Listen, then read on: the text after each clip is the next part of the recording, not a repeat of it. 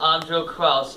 Just to start off our show today, we've been asked to remind you all about a benefit for Kim Valancourt, which will be on April 24th from 1 to 7 p.m. at Brown Shield Post 205 on Delaware Avenue. It's $20 admission, $25 at the door. They're in need of raffles for their basket raffle and any help that you can provide. In case you don't know the story, after Christmas, Kim was diagnosed with 2 brain tumors and is currently pregnant, which is pretty worrisome for those mothers that can probably relate.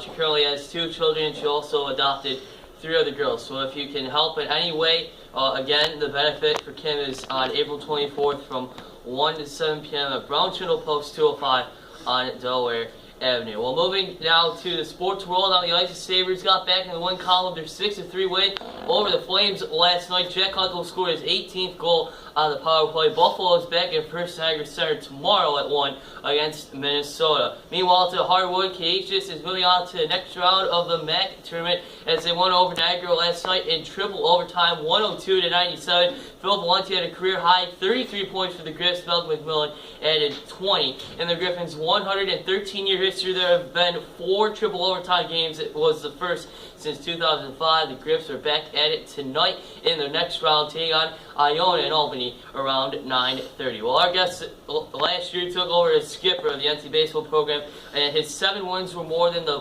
past 2 years combined. Here to take a look at year 2 is our guest, Mr. Neal Turvey. Coach, welcome back to the show. Year 2. Now, well, before we begin, Coach, in case you guys don't know, our cabaret theme next week is country music, and I am pretty sure that this is your long-lost twin. So this is a picture of you, Coach, and then we got a picture of Chris Young. Now, I don't know if anyone else can notice, but I don't know. Do you see it? I see it. If you squint, you can see it. Okay. You weren't expecting that this morning. But, okay. So, Coach, you've been involved in baseball your entire life. So, when did you fall in love with it? You know, how did it feel the first time you went out and swung a bat? Well, I started playing when I was very young, so it's been part of my life forever. You know, since I can remember.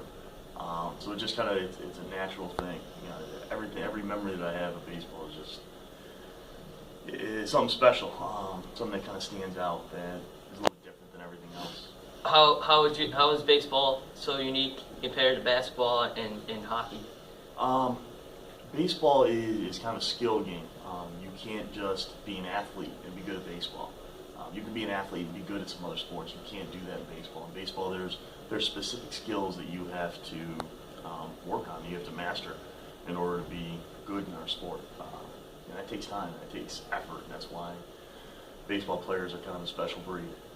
Your dad has been involved with at the Pew. He was there when you were in high school, right? And he's been around for over 30 years of different college teams, N-Trip, Canisius, and I believe Niagara, right? In UB. And so how important was his coaching presence for you during your playing career, and what have you taken from him that you've tried to bring to this program? He's great. He's a resource that we have here on our staff at NT that's just invaluable. There's not a situation that he hasn't come across.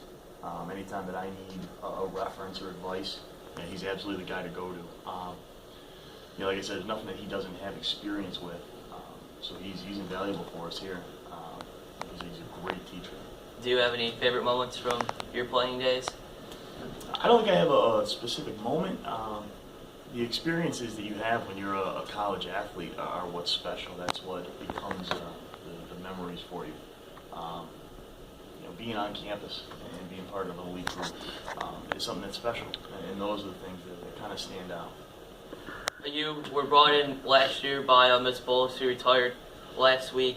Do you have any thoughts on her retiring? And I know it was only a short time with her, but it seems that she picked a very nice fit for this program. Oh, she was great for us.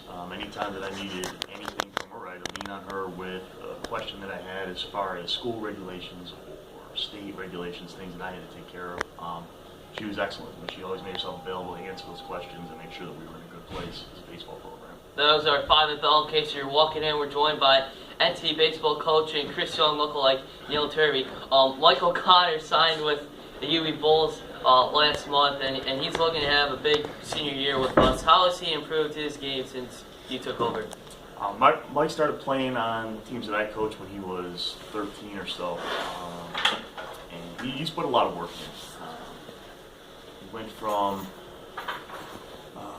a guy who had a tough time sometimes. It was a good pitcher, but wasn't putting effort into every piece of the game, to a guy that works like crazy. He's every day he's in the weight room, every day he's working hard, and he's improved to a Division I athlete. You know, to be a Division I middle infielder is a special thing, and Mike's getting what he deserves in that aspect. That he really has worked a lot, and he deserves every bit of what he's getting. And Mike's coming back with a big senior core.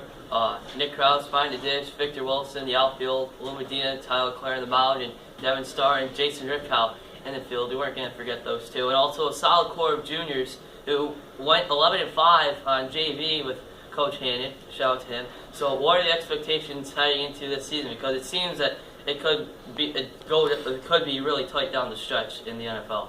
Yeah, I'm very excited. Like you mentioned, though, those seniors that are available to come back in the junior class that's moving up.